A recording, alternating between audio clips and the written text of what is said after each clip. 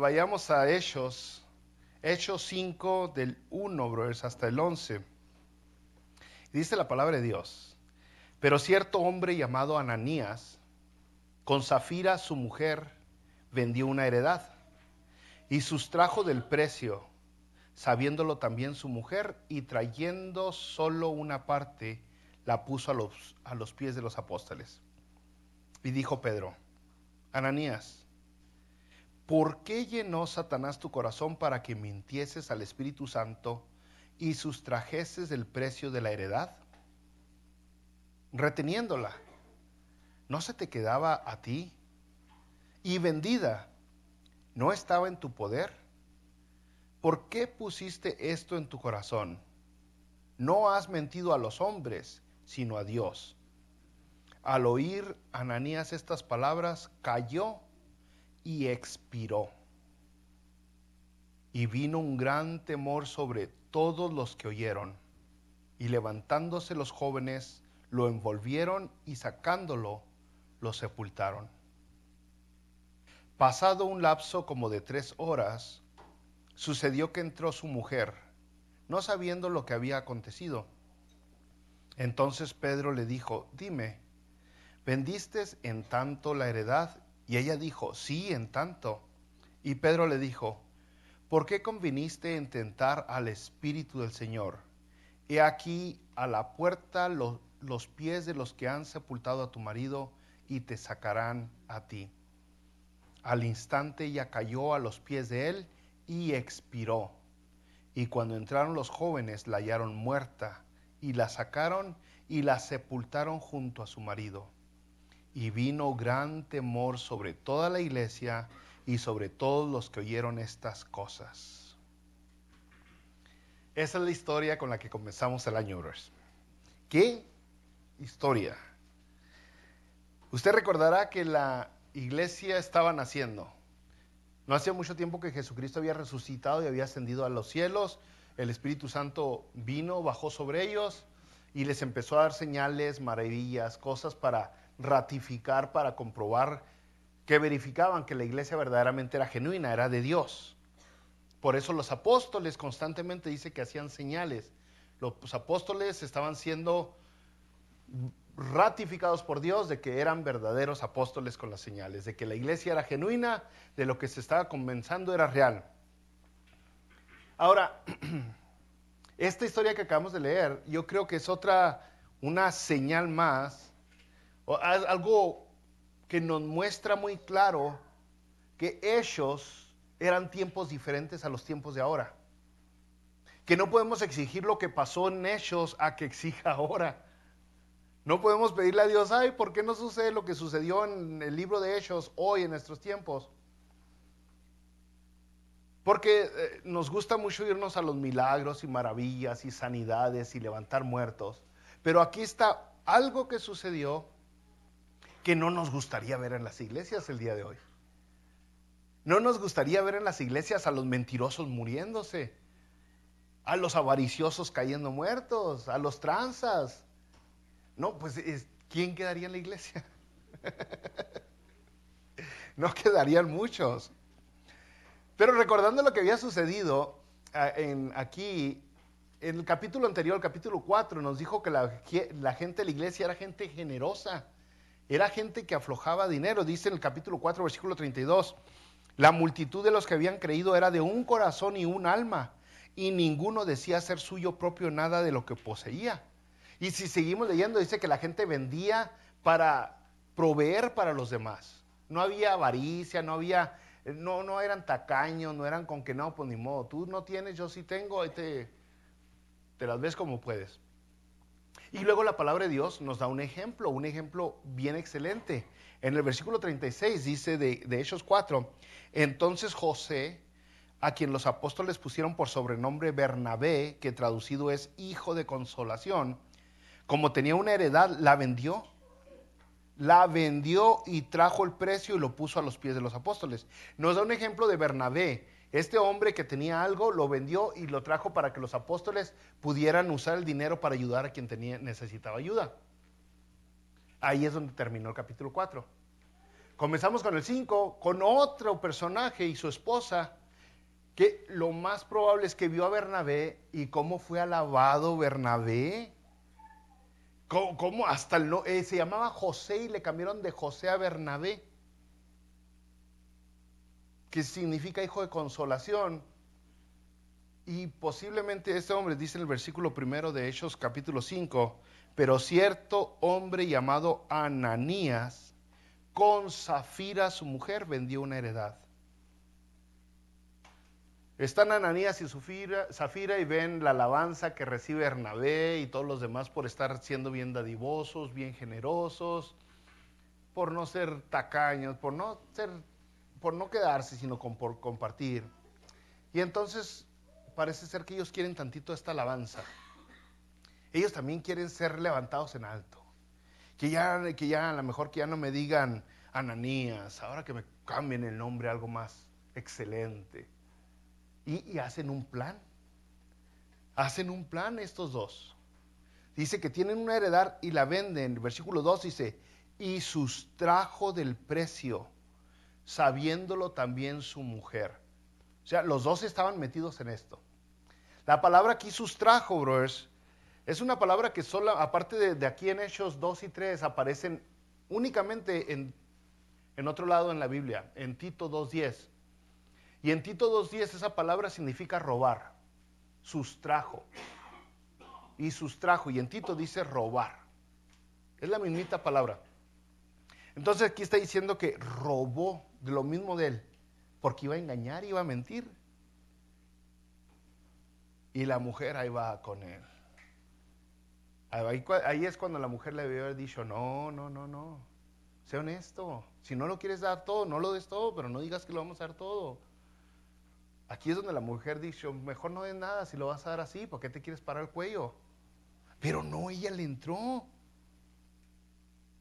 Y luego dice, y trayendo solo una parte, la puso a los pies de los apóstoles.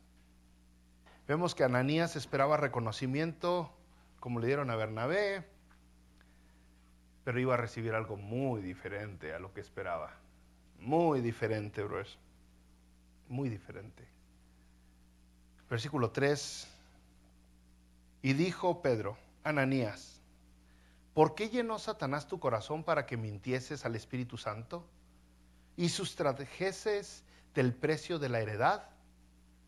Reteniéndola, no se te quedaba a ti, y vendida, no estaba en tu poder.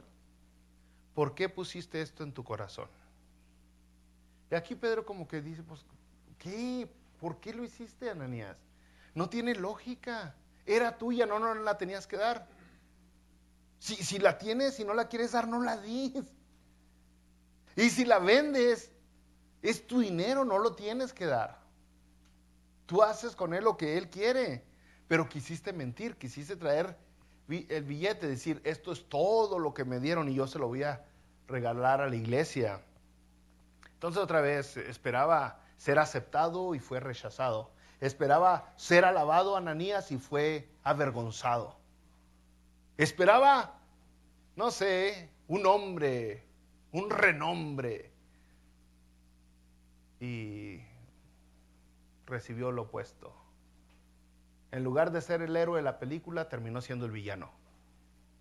¿Por qué? Pues porque su corazón estaba buscando algo por amor al mismo. Se amaba mucho él posiblemente, se amaba más de lo que amaban los demás. Por eso quería hacer ese reconocimiento. Amaba mucho el dinero. Y entonces aquí vemos una combinación bien trágica, brother, si usted se da cuenta.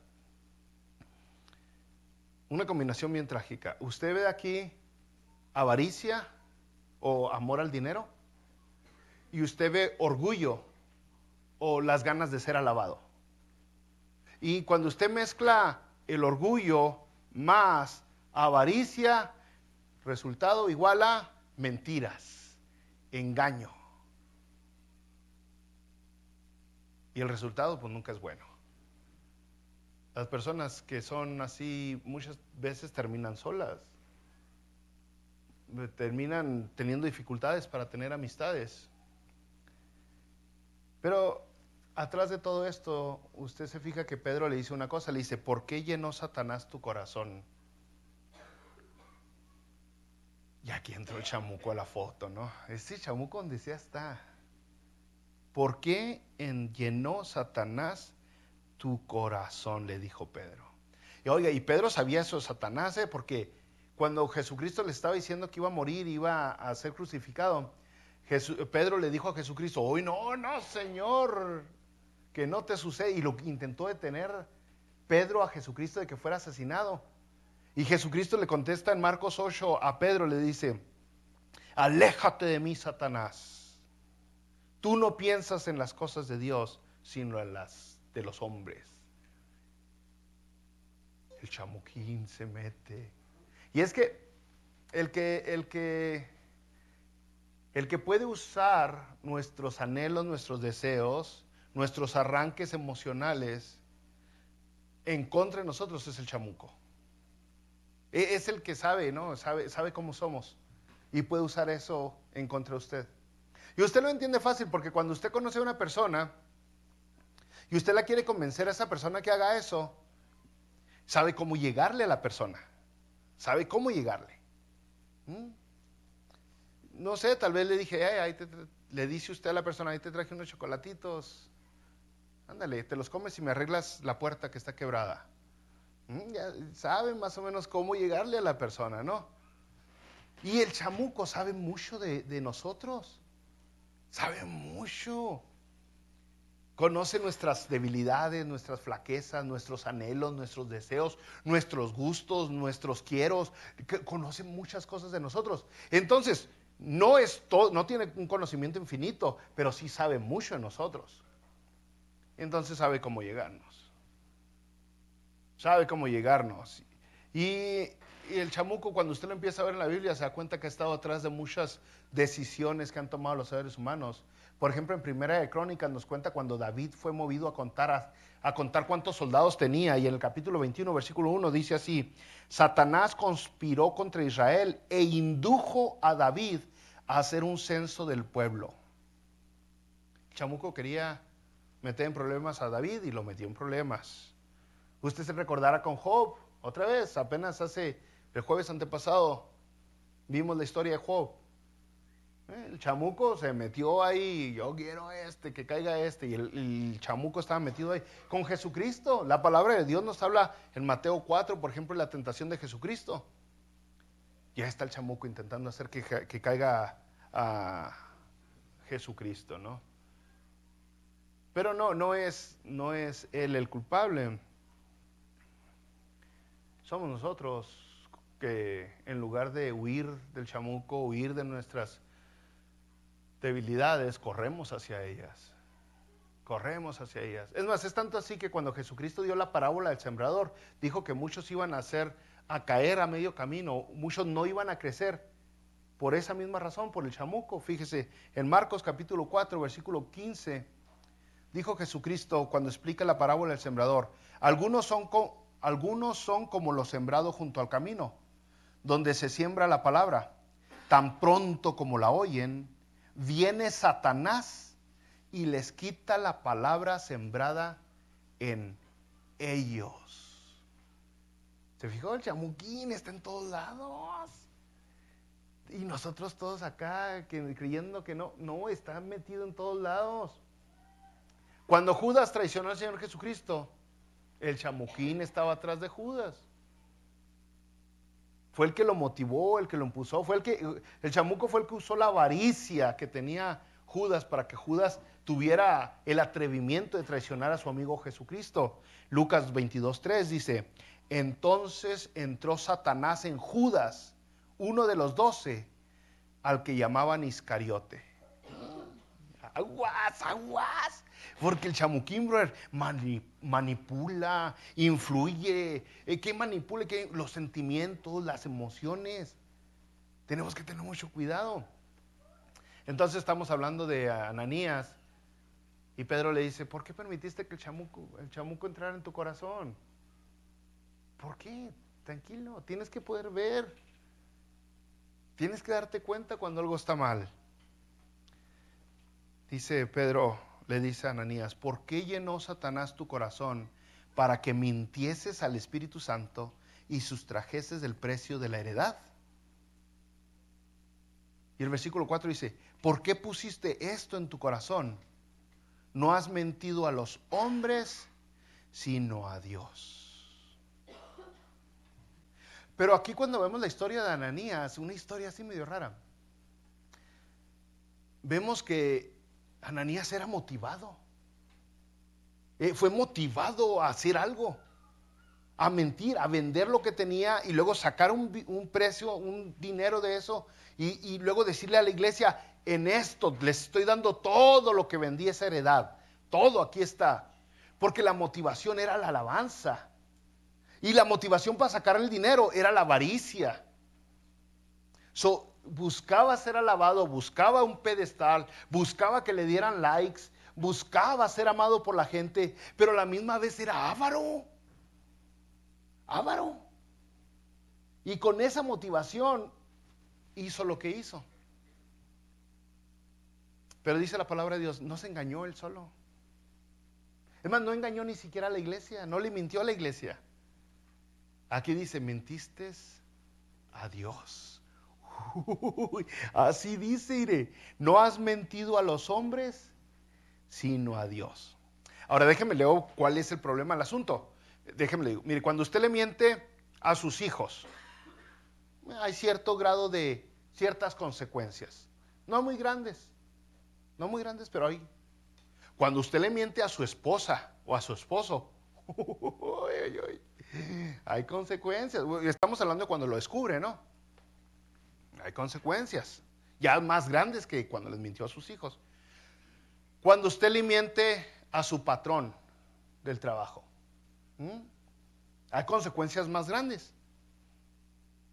Por ejemplo, el patrón del trabajo no le va a decir, te voy a correr porque le mentiste a tus hijos, les dijiste que los ibas a llevar a pasear y no los llevaste. No, no le dice eso. No, cuando usted le miente al patrón y le puso ahí números que no eran, dijiste que vendimos 20,000 y en realidad fueron 40,000, órale, expulsado, ¿no? Corrido. Cuando usted le miente al IRS, a la oficina de impuestos, ¿no? Hay consecuencias todavía más grandes. Ahorita hay gente en la cárcel por haberle mentido al IRS. Si usted se da cuenta, mientras más grande tienen la autoridad, mientras más autoridad tienen a quien usted le miente, el castigo es mayor, es más grande. Mientras le miente a una persona con más autoridad, el castigo cada vez es más grande, más grande. Ahora, ¿cómo será el castigo cuando le miente a Dios? Y aquí dice, no has mentido a los hombres, sino a Dios. Sino a Dios. Ahora, pues Ananías y Zafira solo se engañaron, pero le mintieron a Dios, le intentaron mentir a Dios. La palabra de Dios en Gálatas, en el capítulo 6, versículo 7, dice, no os engañéis, Dios no puede ser burlado, pues todo lo que el hombre sembrare, eso también segará. Yo le digo, ahorita en las iglesias muchas quieren que sea la vida como en Hechos, con milagros y maravillas y todas estas evidencias audibles que habían en Hechos. Pero no veo muchas iglesias pidiendo esta evidencia de Ananías. Porque los primeros que caerían serían los pastores. Si lo que sucedió en Hechos sucede hoy en nuestras iglesias, una cantidad grande de pastores que han mentido caerían. Porque no le han mentido a la gente, le han mentido a Dios. Le han mentido a Dios. Pero al final de cuentas, la Biblia dice, no te agüites, no te engañes. A Dios no lo puedes engañar. Dios no puede ser burlado. Lo que el hombre sembrare, eso segará.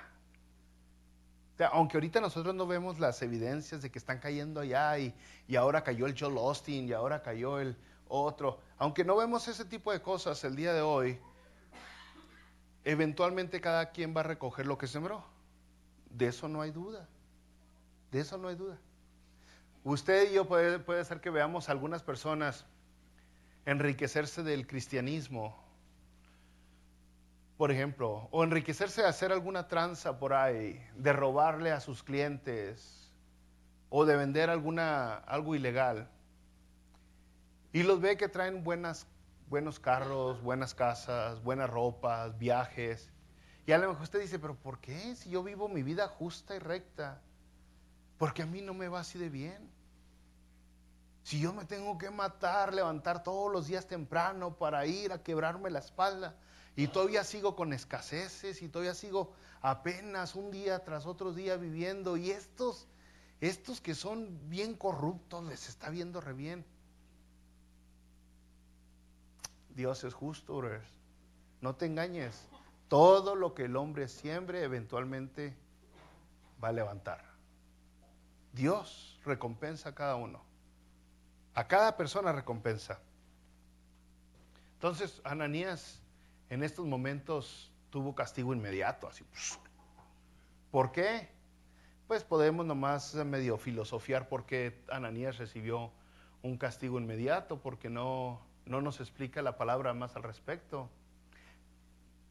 Pero si pensamos bien en cómo eran las cosas, en este momento la única iglesia que existía era la de Jerusalén. Todavía no nacían las demás iglesias. Todavía no habían iglesias ni en Corinto, ni en Éfesos, ni en ninguna otra parte. Nomás estaba la de Jerusalén en ese momento. Dios estaba manteniendo limpia la iglesia de Jerusalén. Dios estaba dando señales y evidencia de que Dios estaba ahí. Dios estaba mostrando que Él quería que la iglesia se mantuviera limpia. Y quiere. Ahora, si ahorita volteamos nosotros a ver a nuestro alrededor, vamos a darnos cuenta que muchas iglesias locales han cerrado por cosas malas que se hicieron en esas iglesias. Muchas iglesias han desaparecido. Muchas. Es más, tristemente entre los hispanos aquí en Nuevo México, las iglesias salen y desaparecen como hierba. Ya ver ahora que venga marzo, abril, van a empezar a salir hierbas por todos lados. Y luego ya para noviembre ya no hay hierbas, así salen las iglesias. De repente gente rebelde que quiere, ahora yo soy pastor. Y hay muchos que se quieren hacer pastores de la nada. Y algunos permanecen porque tienen el llamado de Dios. Y algunos no, porque lo hicieron basados en la rebeldía. Pero el hecho de que tal iglesia local haya caído porque el pastor hizo algo mal, no nos afecta a nosotros nada. ¿Se fijó? O sea, como iglesia local no nos afecta. Porque estamos separados. Yo hasta la pienso llamarle varios de ellos hermanos. Estamos separados. Pero en el tiempo de Hechos, en el capítulo 5, era una sola iglesia. Y lo que le pasaba a uno, se dolían todos. Entonces, el hecho de que una persona en la iglesia fuera avara y fuera orgullosa, iba a dañar a toda la iglesia. Y es lo mismo de aquí, no nos afecta lo que pasa en otras iglesitas locales, pero sí nos afecta lo que pase aquí adentro. Sí nos afecta cuando uno de nosotros andamos con mal testimonio, cuando andamos de tranza. Aquí estuvo viniendo unas señoras que me daban lástima, y porque una persona que venía aquí de vez en cuando, les hizo tranza, les pidió creo que $10,000 para hacerles un jale, un trabajo, y no se los hizo, o se los hizo mal o algo así. Y luego él se les escondió y alguien le dijo que venía a esta iglesia y estaba viniendo la señora. Hasta mi brother Jorge le preguntó, le enseñó la foto a varias personas. Yo le dije, pues lo siento señora, pero esa persona rara vez viene aquí. Pero ¿y si hubiera sido uno de los fuertes de aquí en la iglesia, de los que siempre están? Imagínese ya el testimonio de la iglesia. Imagínese nomás. Que vengan y que le digan a usted, oiga, el pastor Herminio se transió mi feria. Me vendió un carro y el carro no servía. Le había puesto tape y no me dijo nada, y le había puesto tantito silicón y ya el testimonio se daña. Y hemos tenido a gente sí, que dice, me vendió un motor y tronó, me vendió esto y no servía. Entonces usted se da cuenta que lo que sucede aquí en la iglesia sí nos va a afectar. Aunque no nos afecta lo que sucede en otros lados. Lo que sucede aquí adentro sí nos daña, sí nos afecta. Entonces, es importante mantener la iglesia limpia, limpia. Y en este caso, lo que está pasando con Ananías y Zafira otra vez, tenía vanagloria, tenía avaricia y sacó mentiras. Sacó mentiras. Jesucristo dijo en Mateo capítulo 6, versículo 21, porque donde está vuestro tesoro, ahí está vuestro corazón. Ahí estará también vuestro corazón. Y ese es el rollo. El tesoro de Ananías era en el dinero y en la alabanza. No era en la gente, no amaba a las personas. Amaba la alabanza. Amaba la alabanza. A mí de repente dos, tres de ustedes, bro, me han mandado videitos que nunca veo de algún pastor que se quiere hacer famoso ahí en las redes sociales y ponen consejitos medio aniñados. Y yo no los paso, nomás buscan alabanza. Es todo lo que veo, buscan alabanza, buscan likes, buscan seguidores. Buscan, se visten y se maquillan y andan a la moda para ser atractivos, porque lo que busca la gente es alabanza. Y sí le puedo decir que más del 90% de esas personas que se consideran youtubers buscan alabanza de la gente, buscan reconocimiento, si no es que todo. Bueno, a falta de honestidad, a falta de integridad, porque deseaba ser alabado y deseaba el dinero, pues cayó Ananías. Cayó bien gacho. Le dice Pedro en el versículo 4, reteniéndola, ¿no se te quedaba a ti vendida? ¿No estaba en tu poder? ¿Por qué pusiste esto en tu corazón? ¿Por qué pusiste esto en tu corazón? Ahora él dice, él mismo. En Santiago, en el primer capítulo de Santiago, versículo 14, dice que cada uno es tentado cuando de su propia concupiscencia es atraído y seducido, cuando de sus propios deseos. Dice, cada persona es tentada de sus propios deseos. Necesitamos mantenernos truchas desde ya, decir, ay, de Dios, a mí me gusta mucho el dinero y quisiera enriquecerme y quisiera más y más y más. Ayúdame para no ser avaricioso, tacaño, para no caer en las garras del chamuco, al amar tanto el dinero que dejo de amar a las personas. O el orgullo, que usted no pueda perdonar, que no puede extender la mano hacia su amigo y decirle perdóname, o que usted no puede decirle te perdono, o que no puede usted simplemente mostrar humildad ante las personas, porque es muy humilde, muy orgulloso. Y tristemente el orgullo se expande mucho, es mucho. Hay gente que está llena de rencor por orgullo, hay gente que está llena de ira por orgullo, hay gente que está sola por orgullosa. Hay gente que por orgullosa son vanidosos y por eso tanta cremita y tanto todo ese rollo. Entonces nosotros tenemos que estar listos y truchas para lo que va a venir, porque usted va a ser tentado en la parte donde es débil. Y otra vez Santiago dice, cada uno es tentado cuando de sus propios deseos es atraído y seducido, de sus propios deseos.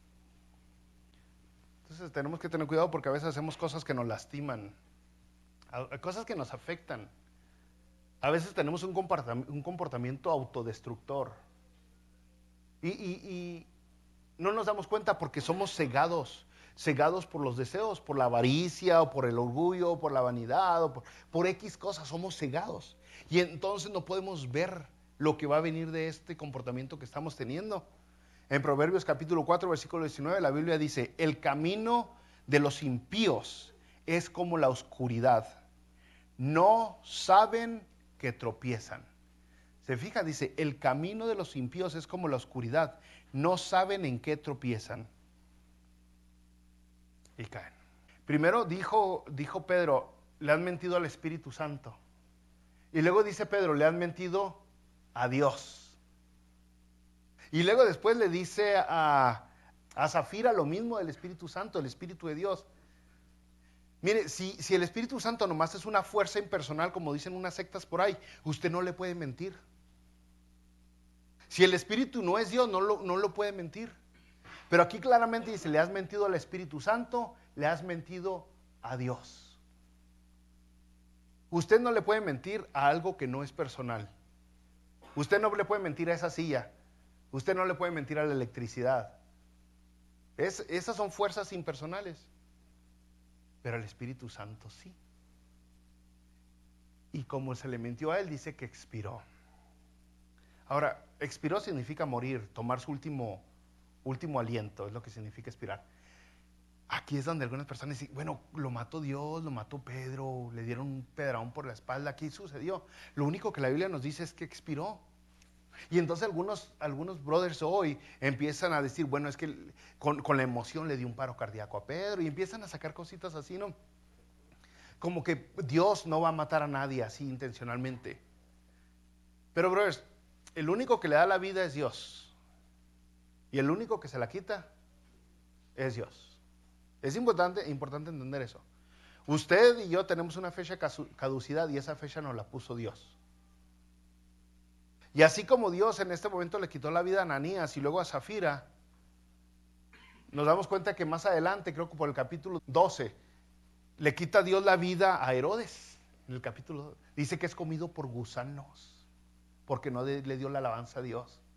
Y si usted sigue buscando en la Biblia, se da cuenta que Dios en realidad se ha echado 2, 3 al plato así directamente de su propia mano. Por ejemplo, a uno de los hijos de Judá, en Génesis 38:7, dice que Dios le quitó la vida. Déjame leo.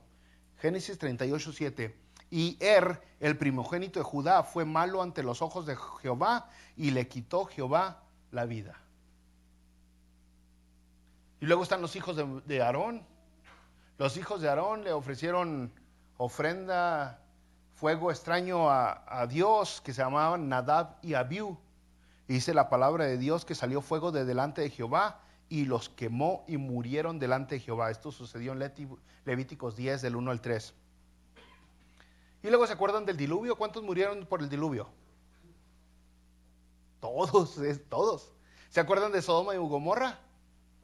Todos murieron. O sea, Dios tiene el poder para dar, y algunas personas el día de hoy dicen, no, Dios no más es amor, Dios es paciencia, Dios es generoso, pero también Dios es juicio, también Dios es ira.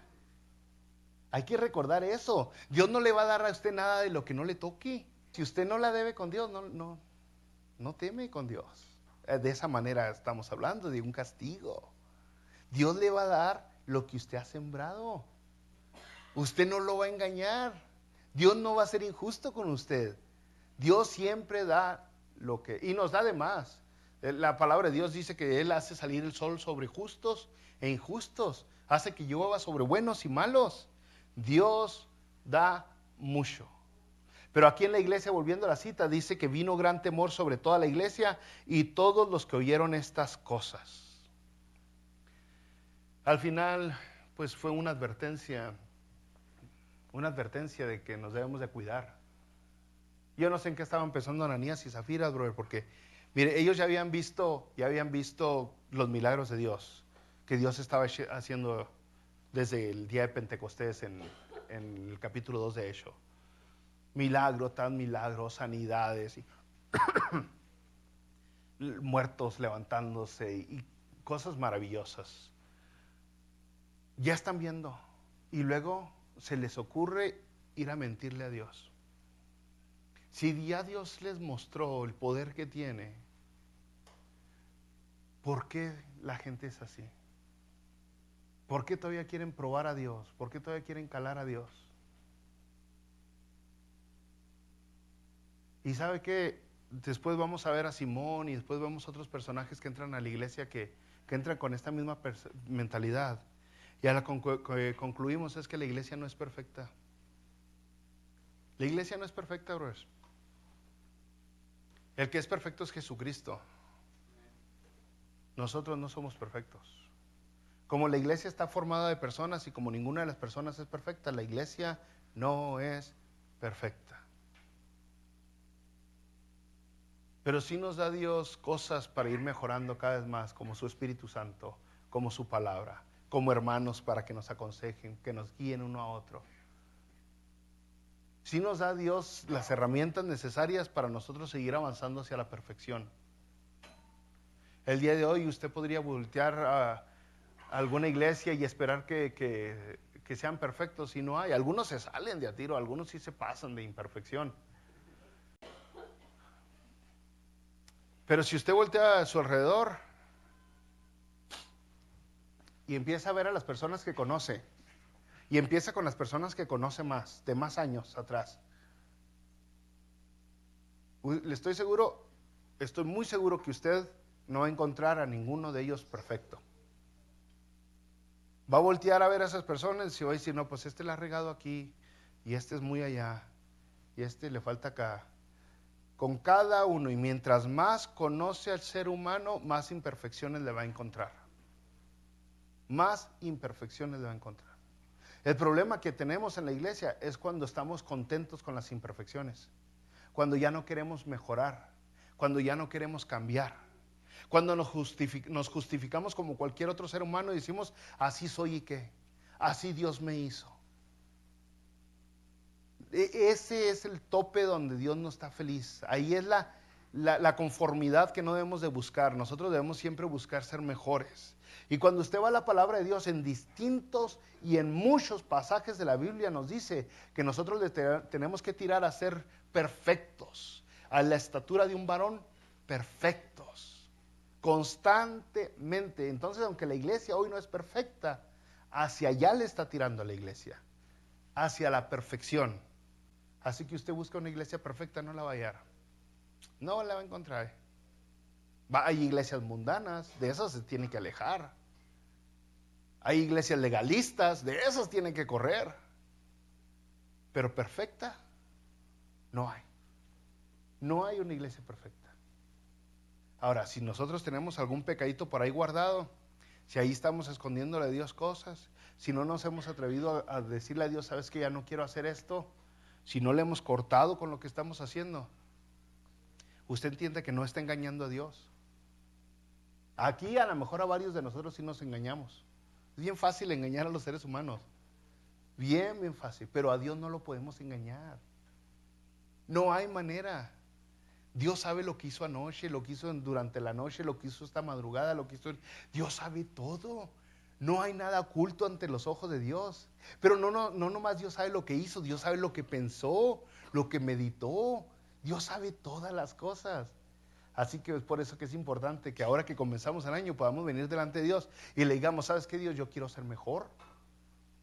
Yo quiero ser mejor, porque si algo saco de la historia de Ananías y Zafira es que tú sabes todas las cosas y cada quien va a levantar lo que sembró.